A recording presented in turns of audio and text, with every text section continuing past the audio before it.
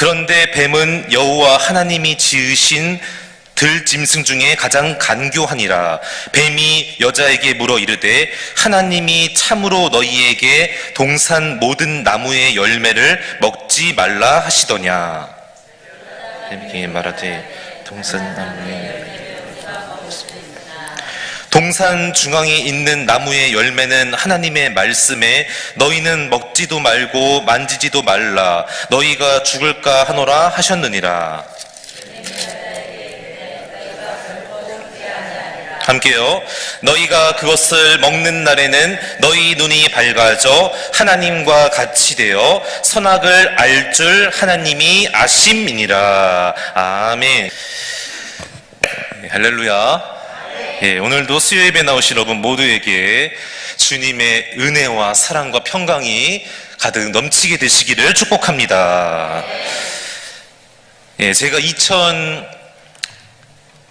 7월에 있었던 일인데 장신대 신대원 입시를 준비하던 해였는데 항상 이제 매일 이렇게 아침을 먹고 교회 도서관에 가서 아침 9시쯤에 교회 도서관에 가서 공부를 했었습니다. 그런데 그날은 이제 비가 너무 막 이렇게 많이 내리는 날이어서 밖에 또 비가 많이 오니까 나가기도 좀 귀찮고 그날따라 또 피곤도 하고 그래서 이제 도서관에 가기보다는 오늘은 좀 집에서 이렇게 성경을 좀 이렇게 펼쳐놓고 막 열심히 외우기보다는 오늘은 성경 말씀을 좀 이렇게 한번 이렇게 읽어보자. 부족한 부분들을 다시 한번 내가 쫙 정독하면서 읽어보는 시간을 갖자 이러면서 이제 집에서 공부를 하고 있었습니다. 그런데 한 오전 11시쯤에 이제 제 핸드폰으로 모르는 이 낯선 02로 시작하는 번호로 전화가 왔는데 전화를 받았더니 대뜸 하는 말이 자기가 성파 경찰서의 형사라는 거예요. 그래서 깜짝 놀랐죠. 아니 형사가 나한테 전화를 할 일이 없는데 내가 무슨 죄를 지었나? 그러면서 이제 갑자기 도대체 무슨 일로 나한테 전화를 했냐고 그랬더니 제가 어떤 이 대포 통장을 쓰다가 걸렸다는 거예요. 지금 누군가의 신고로 인해서 발각이 됐는데 자기가 그래서 지금 직접 확인을 하려고 전화를 했다는 것입니다. 그렇습니다. 지금 여러분들이 다 마음속으로 생각하는 보이스 피싱이라는 거예요. 그러나 14년 전인 그때는요 이게 많이 몰랐어요. 신종 사기였어요. 그래서 지금은 다 알지만 그때는 몰랐어요. 도대체 이게 무슨 소리인가 막 겁을 먹고 당하게 됐다는 거죠. 저도 마찬가지였습니다. 형사라고 하니까 일단 겁부터 먹게 되고 막 이제 조사를 하겠다고 그러니까 당황하기 시작했습니다. 그리고 뭔 대포 통장인가 이거 걸리면 안 돼. 뭐 이런 이제 갑자기 그런 마음이 들기 시작했다는 것이죠. 그러면서 이제 막 그러는 거예요. 지금부터 하는 모든 대화의 내용을 녹취하겠다. 혹시라도 거짓말에 걸리면 나중에 정말 엄청난 불이익을 당할 수 있으니까 진실만을 꼭 얘기해라. 알겠습니다. 그러면서 이제 막 물어보는 거예요. 이름이 뭐고, 뭐, 나이가 어쩌고, 주민번호가 뭐고. 그러더니 갑자기 이제 계좌번호를 물어보기 시작하면서 전혀 몰랐죠, 그 당시엔. 지금이야 이제 다들 우습게 여기고 알지만 그 당시에는 몰랐어요. 그래갖고, 이제 이거 뭐 갑자기 왜 이러나 했는데 제가 그때 어떤 순간이었죠? 하나님의 말씀을 정독하면서 묵상하면서 말씀을 읽고 있었을 때였어요. 지금 생각해보면 정말 그때 하나님이 은혜를 주셨고 지혜를 주셔서 넘어갈 수 있었는데 순간 저에게 문득 지혜를 주신 거예요. 그래서 제가 갑자기 이제 물어봤어요. 근데 형사님, 제가 뭐 지금 대포 통장 걸렸다는데 그게 혹시 어디 은행입니까? 어디 은행 계좌입니까? 딱 물어봤어요. 그랬더니 그 사람이 그러는 거예요. 신한은행이라는 거예요. 신한은행 내 대포 통장이 있다는 거예요. 그래서 제가 그랬습니다. 바로 좀 이상한데요. 저는 신한은행을 쓰지 않습니다. 저는 오직 국민은행만 씁니다. 저는 신한은행 안 좋아요. 물론 지금 여기 와서 제가 이제 우리 교회 사례비 받는 통장은 신한은행 통장인데 계좌인데 그 당시에는 국민은행 계좌밖에 없었어요. 그래갖고 제가 그렇게 말했더니 이제 역으로 이 사람이 당황하기 시작한 거예요. 그렇습니까? 제가 다시 알아보고 확인해보고 전화하겠습니다. 그날 이후로 오늘날까지 연락이 없다는 것이죠. 14년 동안 연락이 없었습니다. 그런데 그때도 좀 이상한 게 있었어요. 이 말투가요, 이 형사인데 막 무슨 사투리를 그렇게 많이 쓰는지, 그것도 연변 사투리 같은 걸 쓰는 것 같기도 하고, 발음은 너무 어눌한 거예요. 뭐 명확하게, 원래 형사들은 막 좀 명확하고 또박또박 멋있고 막 그래야 되지 않습니까? 근데 뭐 발음도 어눌하고 사투리도 쓰고 무슨 말인지 못 알아듣겠고, 그래갖고 너무 이제 찝찝하고 답답하니까 끊자마자 바로 송파 경찰서에 다시 전화를 걸었어요. 그랬더니 웬 너무 멋있는 젊은 남자의 목소리가 들리는데 무슨 형사라고 그러는데 막 이렇게 얘기했더니, 그거 사기, 요즘 신종 사기입니다. 딱 일러주는 거. 신종 사기 수법입니다. 절대 말하면 안 됩니다. 계좌번호, 비밀번호 절대 말하면 안 됩니다. 그러면서 이제 경찰서 홈페이지 가봤더니 막 그런 얘기가 있더라고요. 그래서 이제 제가 그때 피해를 당하지 않았다는 것이죠. 여러분, 저는 그 순간 정말 하나님의 은혜로 잘 넘어갔지만, 우리나라에 이번에 한번 조사를 해봤더니 2017년 12월 기준으로 이 보이스피싱 피해를 당한 금액이 7,700억이에요. 7,700억이 다 우리나라 사람들이 이 보이스피싱으로 피해당한 금액입니다. 그리고 불과 2023년 12월 기준으로 보니까 아직도 4,500억이 피해를 당하고 있대요. 그만큼. 근데 예전에 한번 이 전문가들의 유튜브에서 그 말을 들어봤는데, 이 보이스피싱에 당하지 않으려면은 딱 한 가지 방법밖에 없대요. 그 어느 것도 안 되고 딱 한 가지 방법밖에 없다. 뭐라? 그들의 수법과 전략을 알아야 된다는 거예요. 이거를 모르면 다 당한다는 거예요. 근데 알면은, 잘 알고 있으면은 당하지 않을 수 있다. 그래서 알아야 된다는 거예요. 작년에 겨울에 저희 옆집 사시는 할머니도 당했어. 뭐 딸이 막 갑자기 뭐 사고를 당했어. 1,000만 원 넘게 빌려줬더니 알고 봤더니 보이스피싱. 저한테 와서 막 울면서 하소연하시는데 어떻게 도와드릴 수도 없고. 예, 그런 겁니다, 여러분. 마찬가지입니다, 여러분. 사단도요, 나에게 틈타고요, 역사하려고 할 때 우리가 물리치려면요, 이 사탄의 전략을 알아야 돼요. 지피지기면 백전불패라는 이 손자병법의 말처럼 사탄이 어떻게 무엇을 이용해서 나에게 접근하고 나를 유혹하는지를 아는 순간 우리가 다시 한번 하나님의 은혜로 이기게 될 줄로 믿습니다. 그래서 오늘 이 창세기 3장에 나오는 이 사단이 이 뱀을 통해서 다시 한번 유혹하지 않습니까? 오늘 말씀을 살펴보니까 크게 세 가지의 너무나 이런 사단의 방법으로 접근하고 유혹을 하는데, 오늘 이 세 가지 함께 살펴보고 이 사순절 기간에 정말 우리가 어떻게 해야 다시 한번 영적으로 깨어있고 하나님의 은혜와 도우심으로 승리할 수 있는지를 함께 나누면서 살펴보는 시간 되기를 주님의 이름으로 축복합니다. 예, 첫 번째로 우리 다 같이 1절 말씀, 같이 한번 읽어보겠습니다. 시작. 그런데 뱀은 여호와 하나님이 지으신 들짐승 중에 가장 간교하니라. 뱀이 여자에게 물어 이르되 하나님이 참으로 너희에게 동산 모든 나무의 열매를 먹지 말라 하시더냐. 아멘. 자, 첫 번째로 사단은 오늘 우리가 알 수 있는 것은 아담이 아니라 하와에게 접근을 했다는 것입니다. 제가 지난번에도 말씀을 드렸는데, 모든 일에는 원인이 있고 결과가 있다. 사단이 지금 왜 하와에게 접근했을까요? 심심해서? 우연히 어쩌다가? 아니라는 거예요.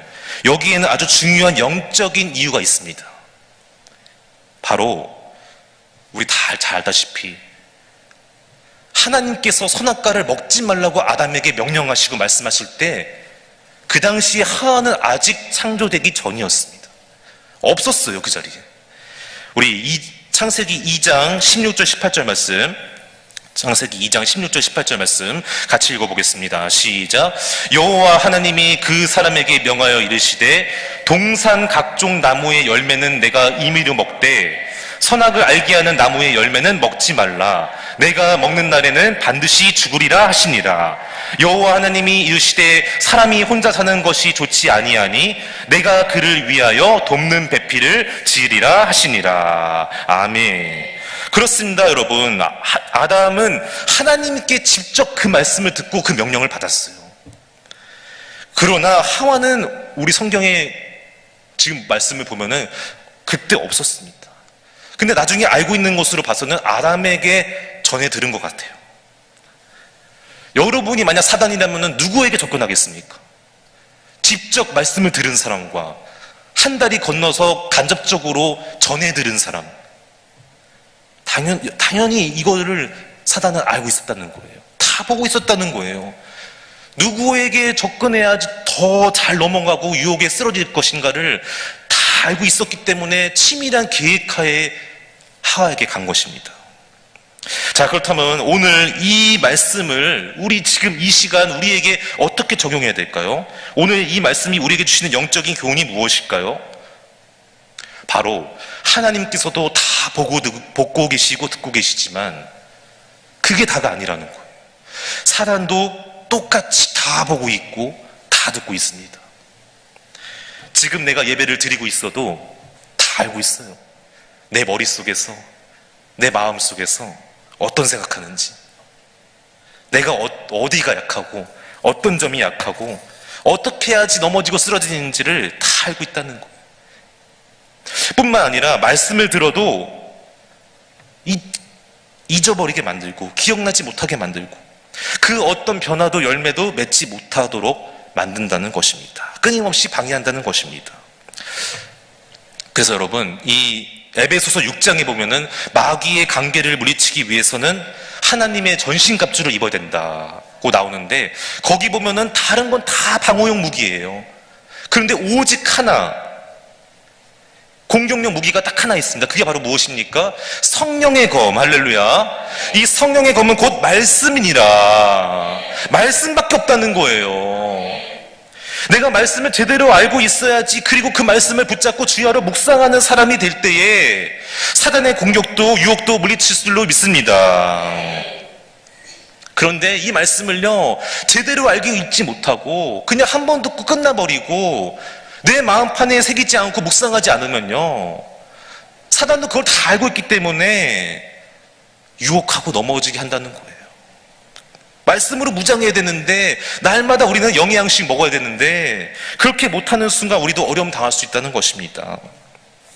예전에 제가 고3 때 이 담당하셨던 목사님이 지금 이 서울의 큰은혜 교회에서 큰 담임 목사님이신데, 그분이 그런 말씀 하시더라고요. 물론 성경에는 나와 있지 않는데, 이 사단의 IQ가 몇인지 아냐.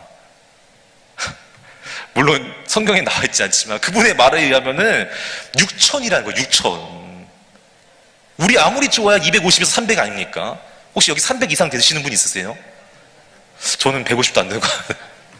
6천이라는 거예요. 그게 무슨 말이냐? 절대 이길 수 없다는 거예요. 아무리 날고 기고 뭐 높고 대단해도요, 사단 한 번만 틈타고 역사하면 다 넘어진다는 거예요. 다 쓰러진다는 거예요. 그럼 어떻게 해야 이길 수 있냐? 오직 하나님의 말씀을 붙잡고, 할렐루야, 말씀을 붙잡고 믿음으로 선포하면서 나아갈 때에 그 말씀을 통해서 주님께서 나에게 힘을 주시고 능력을 주실 줄로 믿습니다. 말씀 외에는 답이 없다는 거예요. 기도도요, 말씀을 알아야지 올바른 기도를 하는 것이지, 말씀을 모르면요 계속 주소서만 하는 거예요. 계속 그냥 달라고만 하는 거예요. 정욕에 사로잡힌 기도만 하는 거예요. 바라옵기는 사순절 기간 우리가 어떻게 되겠습니까? 시편 1편에 나오는 이 복 있는 사람, 주야로 말씀을 묵상하는 자로다. 항상 이 사순절 기간 뿐만 아니라 여러분이 일평생 말씀을 붙잡고 주야로 묵상하여서 마귀의 유혹이 다가왔을 때 이 말씀으로 물리치는 우리 일살명성교회 성도님들 되시기를 주님의 이름으로 축복합니다. 두 번째로 다시 한번 1절 말씀 읽어보겠습니다. 우리 1절 말씀 다시 한번 읽어보겠습니다. 시작. 그런데 뱀은 하나님이 지으신 들짐승 중에 가장 간교하니라. 뱀이 여자에게 물어 이르되 하나님이 참으로 너희에게 동산 모든 나무의 열매를 먹지 말라 하시더냐. 아멘. 자, 여기서 뭐라고 했죠? 참으로 정말 먹지 말라고 했니? 이게 공동번역과 메시지 성경에 보니까 똑같이 번역을 했는데 이렇게 번역을 했습니다. 하나님이 너희에게 동산 안에 있는 모든 나무의 열매를 먹지 말라고 하셨다는데 그게 정말이냐? 진짜냐? 옛날에 우리 그런 프로 있었죠. 정말이야? 진짜야? 지금 그 말하고 있는 거예요. 정말 그렇니? 확실하니? 아닌 것 같은데? 내가 볼 땐 아닌 것 같은데? 확실해? 의심하게 만든다는 거예요. 사단의 두 번째 무기는요, 말씀을 믿지 못하고 의심하게 만듭니다. 여러분, 고난도 영광도 그리스도와 함께 하면은 반드시 그 고난 변에서 반드시 하나님의 때에 순금같이 되어 주시겠다고, 만들어 주시겠다고 우리에게 약속의 말씀을 주셨는데, 사단이 우리에게 틈타고 의심하게 만들면은 정말 그럴까? 정말 내가 순금같이 될 수 있을까? 어쩌면 그냥 고난만 당하다가 이러다가 그냥 끝나는 거 아닌가? 말씀이 믿어지지 않고 의심하게 만든다는 거예요. 여러분, 근데 정말 중요한 건요, 말씀을 100번, 1000번, 10,000번 들어도요, 내가 믿지 않고 의심하면요, 아무런 역사가 없습니다. 믿을 때에, 할렐루야, 믿고 순종할 때에 물이 변해서 포도주가 되는 거예요. 100번, 1000번, 10,000번 들어도 내가 의심하는 순간 역사는 없어요. 여러분, 선생님이 학생에게 막 공부 시험 잘 보게 해주려고 야, 여기서 나온다 저기서 나온다 다 알려줬는데 의심하는 순간 아무런 점수 못 받잖아요. 믿어야죠. 선생님이 나온다고 그러면 나오는 거죠. 근데 정말 나올까? 안 나올 것 같은데? 이러면서 막 자기 멋대로 하다가 이제 다 그러는 거예요. 여러분, 마가복음 9장에 보면은 이 귀신 들린 아들 때문에 고통스러운 아버지가 나오게 되는데, 그때 그 사람이 뭐라고 하는지 아십니까? 할 수 있거든 해보세요. 할 수 있거든. 하면 하시고 말면 말고 한번 할 수 있거든 해보세요. 그때 예수님께서 뭐라고 말씀하시는지 아십니까? 우리 마가복음 9장 23절 말씀 다 같이 읽어보겠습니다. 시작. 예수께서 이르시되 할 수 있거든이 무슨 말이냐? 믿는 자에게는 능히 하지 못할 일이 없느니라 하시니라. 아멘. 그렇습니다, 여러분. 할 수 있거든 하시고 말려만 마세요. 이게 아니라는 거예요. 의심하지 말고 반드시 될 줄로 믿습니다. 이렇게 고백하라는 거예요. 분명히 지금 고백에 문제가 있으니까 예수님께서 들으시고 교정해 주셨습니다. 오늘 분명히 하나님께서는 먹으면 죽는다고 얘기했는데 사단이 뭐라고 그러죠? 결코 죽지 않는다. 반대로 왜곡시켜서 의심하게 만드는 거예요. 바라옵기는 저와 여러분이 이 주님께서 우리에게 주신 약속의 말씀을 끝까지 잘 믿고 신뢰하여서 신실한 믿음으로 주님 앞에 놀라운 축복을 받게 되시기를 간절히 소망합니다. 그래서 내 삶의 모든 기도 제목들이 하나님의 때에 다 응답받는 역사가 있게 되기를 주님의 이름으로 축복합니다. 세 번째로 우리 5절 말씀 같이 한번 읽어보겠습니다. 5절 말씀 시작. 너희가 그것을 먹는 날에는 너희 눈이 밝아져 하나님과 같이 되어 선악을 알 줄 하나님이 아심이니라. 아멘. 자, 지금 뭐라고 말하고 있죠? 너희가 눈이 밝아져서 뭐가 같이 된다고요? 하나님과 같이 된다. 여러분, 우리가 다른 건 몰라도 이건 확실하게 믿어야 돼요. 하나님은 하나님이시고 우리 인간은 인간입니다. 하나님은 하나님이시고 우리 인간은 인간이에요. 절대로 인간이 하나님같이 될 수 없습니다. 피조물은 절대로 창조주 하나님이 될 수 없습니다. 이거는 죽었다 깨어나도 불가능한 거예요. 또 하나, 우리는 피조물은요 반드시 창조주 하나님의 도움이 있어야 됩니다. 나 혼자의 힘으로는 절대로 살 수 없는 존재예요. 근데 이거를 언제 모르느냐, 언제 까먹느냐? 교만해질 때. 교만이 나에게 들어오게 되면은 내가 그때 뭔가 대단한 것처럼 보이고 하나님은 아닌데 하나님처럼 내가 된 것 같이 느껴져서 내가 다 할 수 있다고 느껴져서 그때 이제 하나님을 떠나게 되고 하나님을 말씀을 버리게 된다는 거예요. 화요일 새벽에 우리 당회자 목사님 이런 말씀 하시더라고요. 고난의 순간을 견디는 것도 이겨내는 것도 힘들지만 더 어려운 거는 내가 잘 되고 성공했을 때 그때 받은 복을 지키는 거, 이게 더 어렵다는 거예요. 내가 잘 되고 성공하면 다 교만해져서 지금까지 베풀어 주신 은혜와 복이 너무 많은데 그걸 다 지키지 못한다. 근데 고난을 견디는 것보다 이게 더 어렵다는 거예요. 저는 그때 너무 많이 공감을 했어요. 우리 조금만 누가 칭찬해주고 띄워주면은 막 교만해지지 않습니까? 막 너무나 막 그렇게 흔들리지 않습니까? 예, 제가 작년 여름에 이 게리 토마스 목사님의 뿌리 깊은 영성의 나무는 절대 흔들리지 않는다, 이 책을 봤는데 거기에 보면은 이제 교만이라는 이 챕터에 어떤 글이 나오는데 한번 잠깐 소개하려고 합니다. 거기서 말하는 게 이 교만이라는 걸 가지고 사단이 계속 끊임없이 공격하는데, 여러분, 우리 하나님 앞에 간절하게 기도했을 때, 그리고 응답받았을 때 얼마나 기뻐요. 얼마나 좋아요. 얼마나 행복합니까? 근데요, 마귀가요, 그때 그 순간을 노린다는 거예요.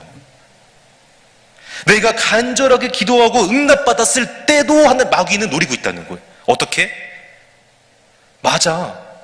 네가 기도해서 잘 된 거야. 네가 간절하게 기도해서 응답받은 거야. 딱 하나님은 사라지게 만들고, 내가 기도했으니까 됐구나. 그 마음을 딱 교만의 가라지를 뿌린다는 거예요. 그래서 하나님은 온데간데 없게 사라져버리게 만들고, 내가 기도하니까 되는구나. 야, 내가 기도하니까 되네. 내가 최고구나. 이렇게 만들어버린다는 거예요. 그래서 기도 응답받는 그 순간에도 우리는 어떻게 된다? 겸손해야 된다는 것입니다. 할렐루야. 기도 응답받는 그 순간도 우리는 항상 겸손해야 돼요. 항상 우리는 그래서 깨어서 주님 앞에서 겸손하게 살아야 될 줄로 믿습니다.